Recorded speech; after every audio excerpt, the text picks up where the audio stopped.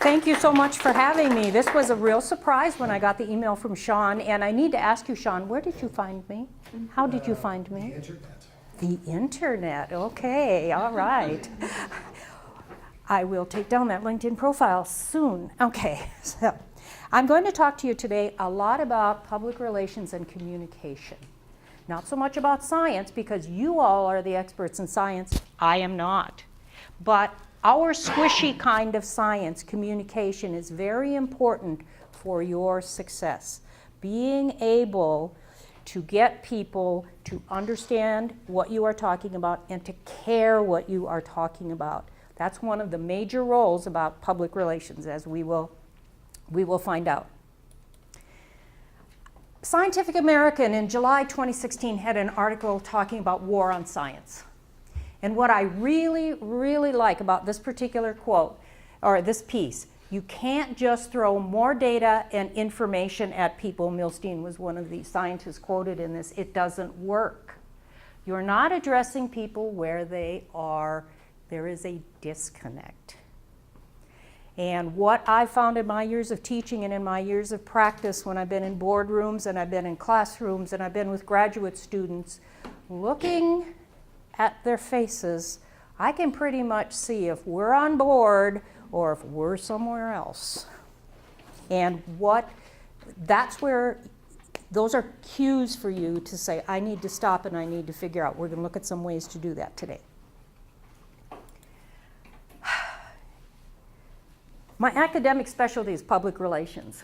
If you would have told me that when I was in high school, I would have said in my head, because I didn't speak in public because I was way too shy, I would have said, you're nuts. This is not going to happen. I'm not going to get in front of groups. I am not going to speak. I'm not going to be able to be an advocate for anybody, which is what public relations people are, for their specialties and their views and those kinds of things. But I really, really liked to be an onlooker. I like to be an observer. I like to see what was happening. And I was always interested in serious stuff, like how people spent your tax dollars. Or how did we get such a stupid law? How did this happen? And I also like to write. So I ended up in journalism, which is where a lot of public relations people in the 1980s and 1990s started. We started as people who tried to understand people, tried to get the story, and tried to then present the information. And I understand that clear and balanced is no longer the standard in news anymore, but try to present a cohesive, coherent, non-judgmental reporting of what was going on at that time. Media has changed dramatically in those 30, 40 years since I started in it, and it still makes me crazy to see those kinds of things. But I got into public relations because I liked working for organizations and for causes where you made a difference. And when I moved to Florida, one of the other things is I had children, and I thought, you know, I can't be out chasing fires and accidents at midnight on Saturdays and all of that kind of stuff. Public relations, they had a job in Lee County, Florida for a public relations writer. That's my office when I lived in Florida. Sanibel Island, that was just hit by Marco Island, Sanibel, all of those places just hit by Hurricane Irma. And when I saw the places on TV, I was sick, just sick. But what happened to me is that organizations in the last 30 years have realized, organizations, causes, people have realized that their public personas have to be managed. You can't just let them out there and let people say what they want about you. They are not going to get your message just because you are thinking it. You have to manage the communication that goes on with you. And things like why the public should be glad to support you.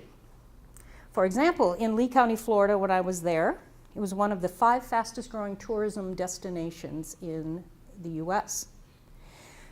My job as a public relations person was to help our citizens, all 325,000 of them, understand that it was a good thing that you had to wait in traffic for 2 hours to go 2 miles. or that it was a good thing that you had to wait 3 hours to get into a restaurant during high season, January, February, March. Because those people, those tourists, were paying all kinds of money and you didn't pay any state tax. And your property taxes were quite low. So it's fine to stand there in April and wave goodbye as they go north and have your land back until the next season. So why should they care? Those kinds of things go on. So one of the things that people think, the stereotypical image of a public relations practitioner, extrovert, a glad-hander, life of the party airhead, because that's what you see on television. I'm here to tell you that's not what it is at all.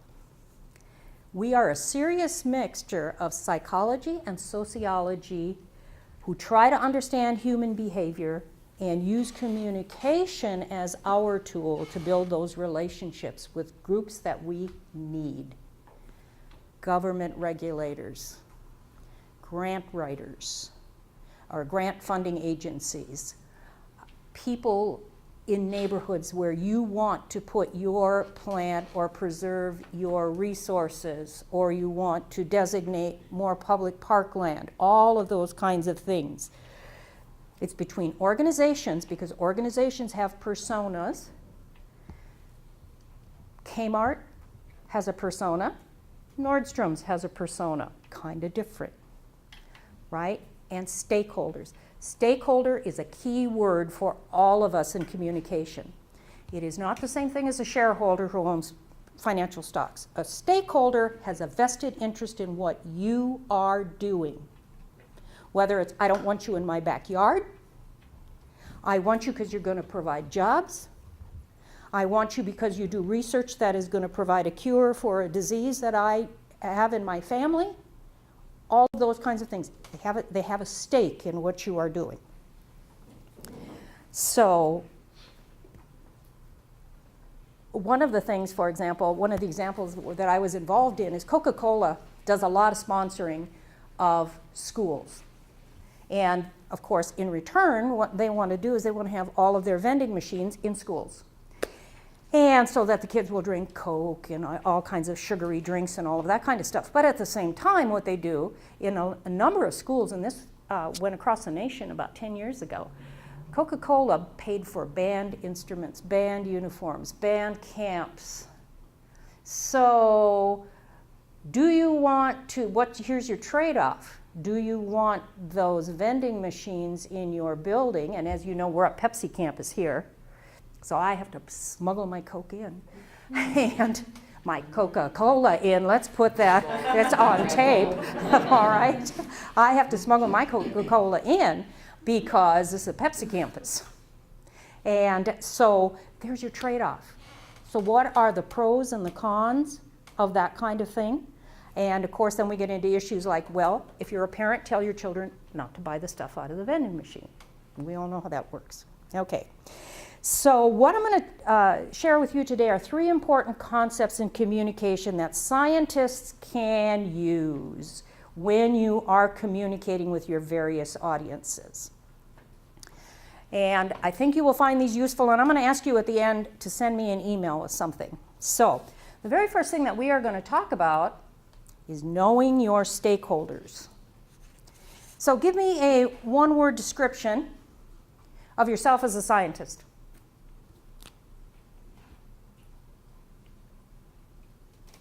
You know what you are. I'm an evolutionary biologist. You're a biologist. Yeah.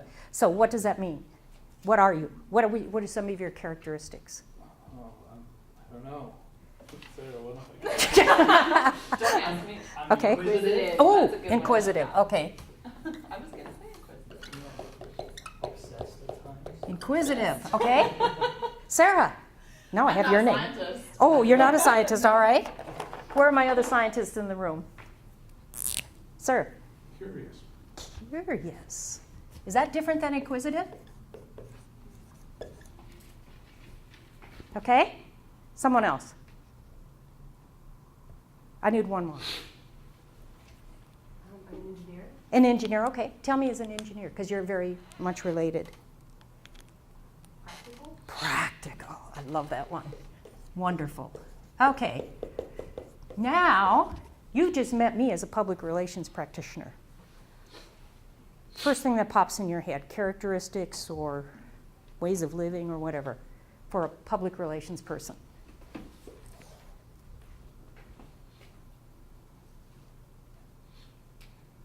Intent. Intent, okay. Intent in You've got an objective you're trying to accomplish as a Okay. public relations specialist. very good, very good. What else? Passionate. Ah, yes. I'm German, it's very hard to be passionate. Okay, what else? Sharing. Sharing. Okay.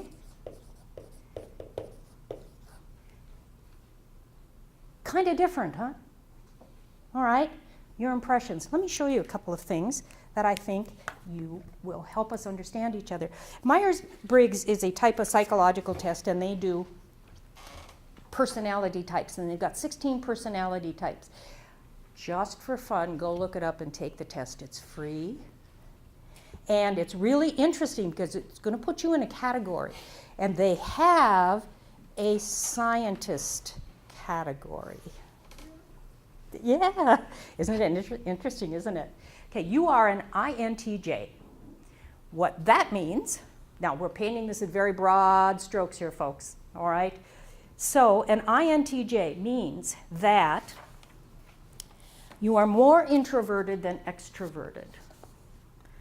You prefer to work alone rather than in groups or with other people. Intuition, because they already had an I, they had to do an N. You like to look at the big picture. You like abstract information. And you can deal very well in abstract. Thinking rather than feeling, an emphasis on logic, objective information. That sound about right? All right. And judging rather than perception. And the judging is you want to have a plan. You've got things in order and you like things to happen in order. And you don't do very well in chaos when things are constantly being changed. How true is that? Pretty true? Do we have it? Okay. So, all right. So there you are. So that's you. I went and did me. Now, as a public relations person, this suggests that you think I'm going to be pretty different, right?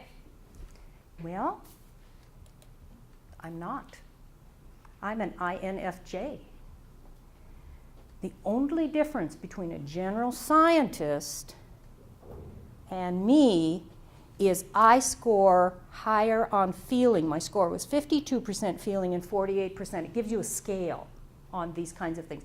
So I'm pretty balanced along the middle here about the feeling and the thinking.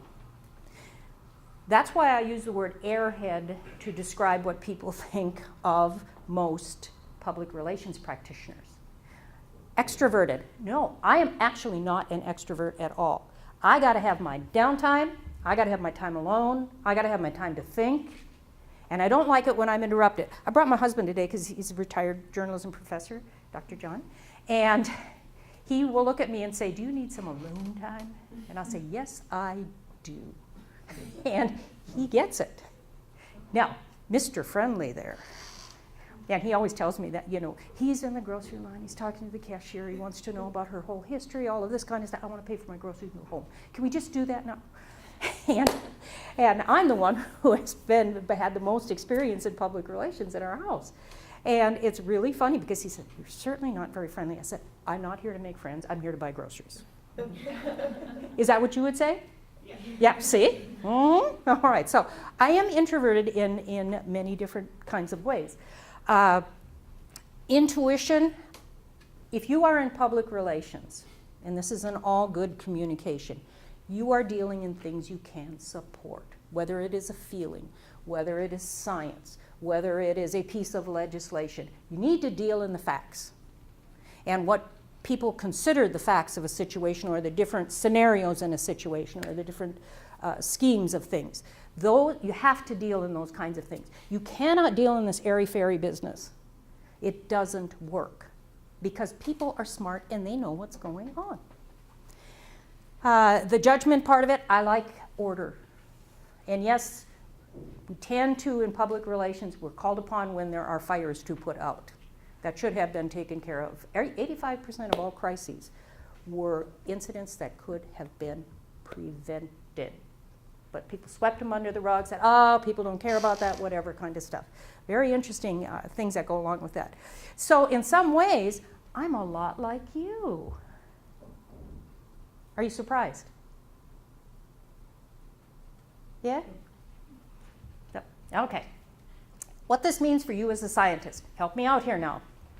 It's your job as the communicator to figure out the characteristics of the individuals and the groups where you are going into. One of the very first things I did when I knew I was going to be speaking to science people, you all are very smart. And I admire how smart you are. Because I'm not smart the way you're smart. I'm smart in a different way, I think.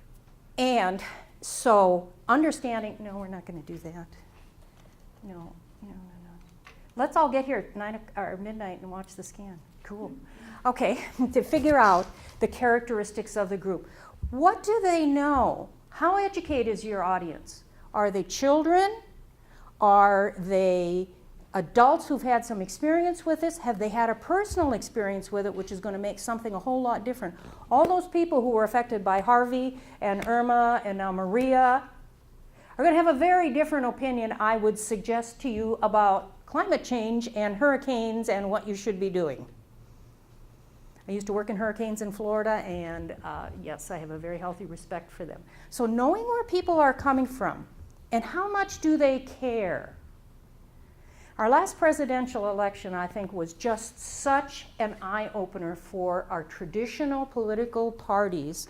Hillary Clinton had a plan for everything. People didn't care about her plan. They wanted her to make contact with them. And that's what Donald Trump did. Did he have a plan? I don't think so. Does he have a plan now? I'm not sure. But he makes contact with people. And people say, I like that. I feel like I'm being heard. You understand, that kind of thing. So, when you write a grant application, what's the first thing you should do as a scientist? Know your audience. You want to know the people who are funding that grant. What have they funded before? What have they not funded? Who else has had experience writing that grant? Don't need to go at it all by yourself. There's this whole history. We're writing a grant right now for something over in Mass Comm, and the very first thing I asked for was, I said, show me the application. Well, there isn't one. Ooh, that's interesting. So then I said, all right, now show me what has been funded from this fund. Okay, that's going to tell me a lot about what people are looking for and how I can structure that argument to say, I fit in your parameters. So those are things that you need. Things like when you talk about environmental biology and all of that kind of stuff, should we have more wetlands? Or should we drain them all and build houses on them, because that creates jobs and money and places for people to live and all of those kinds of things. Well, I think Houston found out in Hurricane Harvey how much the city lost because it had paved so much over and what had happened to people. So interesting things on that. Okay. What is the most important? I couldn't figure out how to make this new version of PowerPoint work. But anyway, the most important way to listen, most people say, is with their ears. Did you know your eyes are more effective at listening than your ears? Actually, your whole body is. Leslie Stahl, 60 Minutes, been there for years and years and years. She said, I could say anything I want when I've got video on, because people will look at the video and they will not pay attention to what I am saying. Think about that sometime. Very interesting. Pictures. Here we're talking about things like body language. We're thinking about ways, your whole body. You can see if people are interested. And just the way somebody walks into a room, the way somebody addresses a class, the way somebody chooses where to sit in a meeting. Dr. John and I used to teach in the same department at several schools, and we would never sit by each other. And people would always say, don't you want to sit by him? And we'd say, no, we sit by each other all the time. And then we'd really freak them out when we voted differently on different kinds of things, because they were like, oh, we're sure that we could count on, 2 votes. No, not necessarily. No. And we agree to disagree, so it's good. All right. So what you hear is somebody anxious, is somebody angry, is somebody trying to engage with you, trying to establish a relationship kind of thing. Believe it or not, your mouth. When you get really nervous, what happens? Voice gets shaky. Okay, voice gets shaky, or? Some people will just talk a lot. Oh, you talk faster and you go more because you think, okay, I got to get more in, that kind of thing, exactly. Or your mouth goes completely dry and you go, I think I'll sit down now. I think that'll be it, okay? How about your nose? Can you listen to your nose? Huh? I was just making a joke. I said you can smell the fear. You know what? What can a big dog do? Animals can smell fear. Absolutely they can, and I think we can too. I really, we have a big 17-pound rescue Maine Coon, and he's just a baby. But people who walk in the house go, oh, he's bigger than my dog. And they have to get used to the fact that we got this giant cat in the middle of the living room, kind of thing. So, yes, so your whole body has got to be engaged in it. And you'll find that when you have been very actively listening and engaged in things, when you get done, you're tired, because you've put all that energy into listening what people are doing, those kinds of things. So, absolutely. Let me tell you a little bit about what this means. Yes, I'm a wallflower, but I'm also a leadfoot. We went to a high school reunion that John taught 50 years ago in Minnesota this weekend. And I just got my new Hyundai SUV, and I love it, and it cruises so nice. And in Kansas, you don't drive 55 miles an hour, you drive more like 75, 80. Okay, which is what I was doing through St. Paul, Minnesota. Probably not smart. All right? All of a sudden, I see the lights in my rearview mirror, and I went, uh-oh, this is not good. So the nice patrolman pulls me over, and he says to me, do you know how fast you were going? Well, I underestimated that by about 10 miles, because I was going 20 miles over the limit. Okay. Then he asked me if I knew what the speed limit was. Well, I missed that one, too, because I saw the 45 mile an hour back there, and, so I missed that. So I thought, oh boy, now I'm really, really in trouble here, okay? So he came around. He did not come around to my side of the car, because it was a 6-lane highway, but he came around to John's side of the car, where John was sitting. And of course, I had my registration, and this is my plan. I had my registration, I had everything, just worked exactly the way he wanted. I had my license. So so by then I figured, well, I flunked this, I'm getting a ticket. So then he asked John what we were doing here. John told him in his very nice, mellow way what we were doing and all of that kind of stuff. And he says, all right, sit here for a minute. And so he went back to his patrol car, and I knew he was checking my record. My record's clean. So when he came back, he said, do you understand what speeding can do? It can kill people. I totally understand. Totally understand.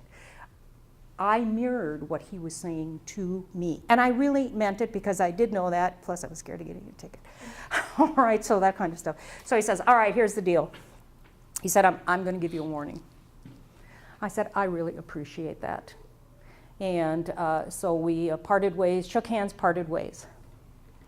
This is the 3rd time I've been able to talk myself out of a speeding ticket. So that is a way where you really listen to what these people are telling you. This is a young man. I could tell that I probably reminded him of grandma, or something like that. And I could read his body language. He was not stiff, short. He was having a conversation with us. And knowing that, I knew how to respond to him.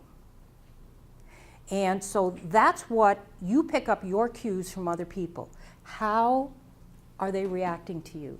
Are they engaged? Are they looking at you? I am so pleased that nobody has a cell phone in this room. That is just amazing. That's great. All right? So that's how you do it. So listening with your whole body goes with that. So the technique is called yes and. So what you do is you acknowledge what the other person is telling you, and then you add what you want to add to it. Yes and. That assures the person you've heard them. Yes and this. And they will then build on that. It's a relationship. It is a conversation. It's a dialogue. So what you do is you accept without judgment. I knew that I was speeding. I was sort of oblivious in some ways because we were talking about something else and that kind of thing. And then when I flunked the two, how fast were you going and what's the limit, I thought, ooh, boy, that's not good. But I was able to respond constructively and mirror what he was saying to me, that kind of thing. So understanding, when you get those grant applications, look at those grant applications and say, what did people talk about? Was it much more in a narrative format? Was it in a story? Was it much more factual? How were those grants that were funded put together? That will give you a lot of clues in grant writing. Alda established the Center for Communicating Science at Stony Brook University in New York. Has anybody seen that? Very, very interesting. And he uses improv and comedy. And a lot of my teaching techniques, I have two people that I really, really admire that I've used as models for my teaching. And that is Robin Williams, God rest his soul, and Paula Poundstone. Poundstone is amazing. She can get in and engage anybody. That's why that's where and how you can engage those kinds of people. So he uses the Yesman Technique, and that's where he came up with it in improv. So what this really means for you is that the person speaking as well as listening, they go together, and it's you as the communicator with an objective and intent, your responsibility to figure it out. How are people listening to you? And you have to be able to be flexible so that if they're not listening to you, you have to be able to regroup and figure out, why is this not working? Where can I go with this? So you need to have some plans in the background. So communication is not just something that happens. Doesn't work that way. So with the officer, I needed to be in his place, not my place. And his place was here. And I could see that he was having pity on me, and he didn't want to give me a ticket. So I tried to help him not give me a ticket. That's what you have to do. So we were in sync in that part, understanding that. I'm not giving you his name, okay? All right. Empathy is the third piece. Say, watch who you're calling crabby. All right? Empathy is the ability to understand and share the feelings of other people. It doesn't mean buy in. It doesn't mean cave in. It means you let this person know that you understand. It's really the emotional feelings and environment. Whether you feel confident, whether you feel like someone is hearing you, whether you feel like you're getting your point across. Dr. John and I have been married 25 years and a few months. And here's how I knew he really loved me. Showed up on my door one day, been dating for a while, and he had a shoebox full of receipts. Nothing organized or anything, but he said, you know, I think it's only fair that you know what kind of a financial situation I'm in. Remember that? Yep. Drove all the way from Minnesota to South Dakota where I was teaching, and he had this shoebox full of receipts. And he said, here's what I have, here's what I don't have, here's what I need to do. That to me was one of the most romantic things anybody could have ever done for me. See, I go back to that INFJ. Because he was thinking in very practical terms, and he was assuring me that we would be okay together. Because I've been divorced for many, many years, rotten first marriage. And I said, you know, I'm never getting married again. But then he said, will you marry me? What could I say? There's a man with a shoebox full of receipts. I said, yes, of course I will. Okay. So today I handle all of the money. I make all of the plans, tell him what we're doing. He says, yes, dear. And we no longer have a shoebox. We have a system. Because the shoebox drives me crazy. Although he tends to write things in notebooks. And it's good, John. It's good. Keep it up. All right? So he's romantic.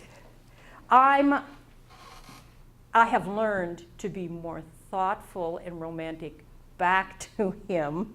You know, washes my car, he does the laundry. Oh, man, I love this man. Keep it up. Good work. All right? So those are the kinds of things. So what does the empathy mean? The person who's communicating is responsible for how well and how engaged the person or group following is. Do you see how much responsibility is with the communicator? It just doesn't happen. You're not just dealing with a crabby person or a crazy person or whatever. It's your responsibility. Are you talking or is it noise? Gibberish or jargon? One of the things that scientists, because you are so precise about everything, and I get it, because it makes a difference. But for most people in the general population or writing a grant or something like that, depending on who the grant is being sponsored by, don't need that level of detail as much as they need you to get the big idea across to them. When you talk about medical breakthroughs or drugs, you know, drugs, if you think about the drug advertising that we all see on television, everything's going to be wonderful. You're going to be able to, you know, have a canoe and paddle it around the lake. You're going to be able to do all of these wonderful things. And then they give you the side effects during dinner. You know, and I always add, and your head will fall off. Because that is a legal issue. They have to tell you all of these kinds of things. But even when you talk to a doctor or a health professional, a lot of times too, how you structure the conversation. You know, do I tell you the good stuff first or the bad stuff first? Makes a difference as to whether people are going to listen to you or not. Those kinds of things that go on. So jargon is fine for the correct audiences. When you're writing for a journal, when you're doing a scientific presentation, when you are at a conference, by all means. We have our own jargon in communication, mass media, all of those kinds of things. But do other people really understand it? To them, it's just like Charlie Brown talking to the school. Remember in the cartoon where he talked to the school and the school talked back and he didn't understand anything that was going on. So is it talk or is it noise? Storytelling. I got the smiles from you when I told the story about being a leadfoot. I got the smiles from you when I told you that a man with a shoebox full of receipts and a pretty stable bank account, that's when I said, yes, I'll marry you. All right? Storytelling. Tell me a story. Why does it matter? How does it matter? Those are the things people look for. And are people coming along with you? Can they add something to what you are doing? That's important. And are you picking up on the cues they are giving you? For example, it's 12:08 right now. How many of you have had lunch? Do you have a lunch afterwards? So you don't want to stay a minute past 12:20 because that's my lunchtime. Right? Exactly. See, I gotcha. All right. Those are the kinds of things that people look. I always hated when people gave me noon classes to teach. I always felt like I should cater in lunch, you know, because that's lunchtime for most people, right? And you guys are precise. So do you eat at the same time every day? I've seen yeses and nos. Interesting. And it's kind of gender-based. Ooh, all right. There's a research project in this. All right, so that's what you kind of want to think about. So Here's what I want you to do for me and send it to me, and I will send it to Sean and have him share it with me. From what we have talked about today, I want you to think of one thing you can apply either to your capstone project, to something that you want to do to get a job, something that's in your life right now. What is your one big idea? And I want you to send it to me. Do this in the next day or so. Don't agonize over this. This is not. And if you send it.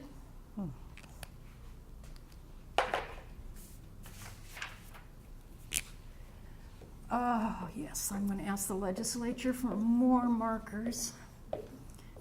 BarbDeSanto at gmail.com.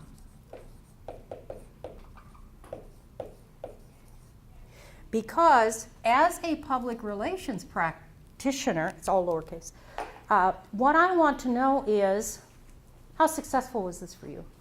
Was it useful for you? Was there something you could pick up from it that made an impression on you that said, I might be able to do that.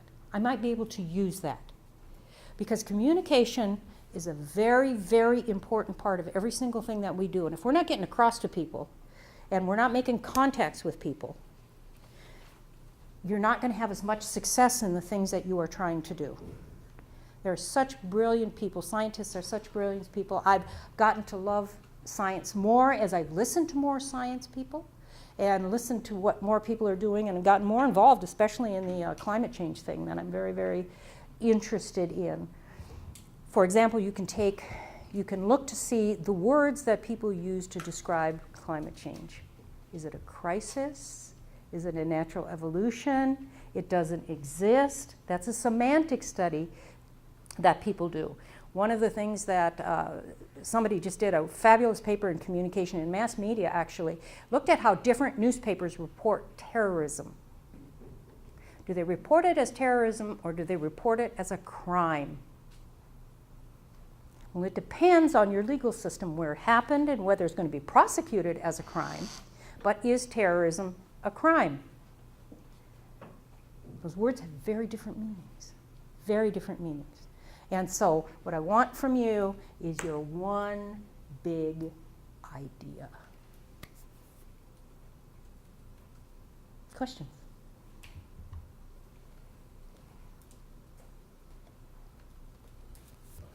Yeah. So John. the yes and, Yes. Yes. there are times when that might not be okay. Okay. And I'm thinking of instances where people are bringing up a woman, right? Mm-hmm. Or something that is just not factually correct. Okay. So as a science communicator, what are our alternatives? Okay. It's how you phrase the next set of words. If you say yes, but, what does that say? Okay, I'm not going to agree with you. If you say, absolutely, but if you say yes and, however, remember that so-and-so did this study, and the facts from this study and various other ones that we're doing show whatever it is you want to show. So restate your point. You can still use the yes and, because the and part of it is what says, I hear you, and you are not convinced, or you are wrong. But if you use yes and, rather than yes but, that little bit still says to people, yes, and remember, these studies were done, so what about these studies does not resonate with you? So you put the onus back on that person to explain more to you because you're listening. So you're absolutely right, because there are things that are just totally, now I could have argued with the officer and said, whatever I wanted to say about, well, you know what, I wasn't driving that fast. Yeah, I was. He's got radar and lasers and all this kind of stuff. I'm not going to argue with him about this kind of thing. Okay, so yes and now. Yes, I understand that speeding is really, really dangerous. So those kinds of things. So, but it's what you put after this. Because you can still restate your points. And you can still let people know that you don't quite understand why he or she still feels that way or why he or she thinks that is correct. And sometimes asking people to cite or give you the reason why they believe those wrong facts. Vaccines is a perfect issue. Do vaccines cause autism? Most of the research says no. But there are still people who are absolutely bound and determined they're not going to vaccinate their kids. So we got measles outbreaks and mumps outbreaks and all of those kinds of things. As a result of it, when you get down to the conversation with them, yes, and how do you explain then the risk you take of your children getting mumps or measles or some disease that's going to be very harmful to them and can have harmful effects on them, something like that. So how do you explain what so-and-so says? Does that help? Okay. Other questions? It's not a question, it's a comment. Yes, sir. When I've heard others present to this group in previous semesters from the communications mindset, I got a lot of Shannon Weaver model, as opposed to your emphasis on relationships between people. So Yes. I want to comment on, in a sense, the effectiveness of your trying thank to you. understand the nature of your audience. Shannon Weaver model was a mathematical model of communication that was developed when the technology started to come into communication. And technology, we had radio and television, and now we have internet and all of those kinds. And it's got a sender and a receiver and then all of the elements in between. All of those elements are operational in this, but the relationship side of it is where I say, okay, I am the sender and you are the receiver.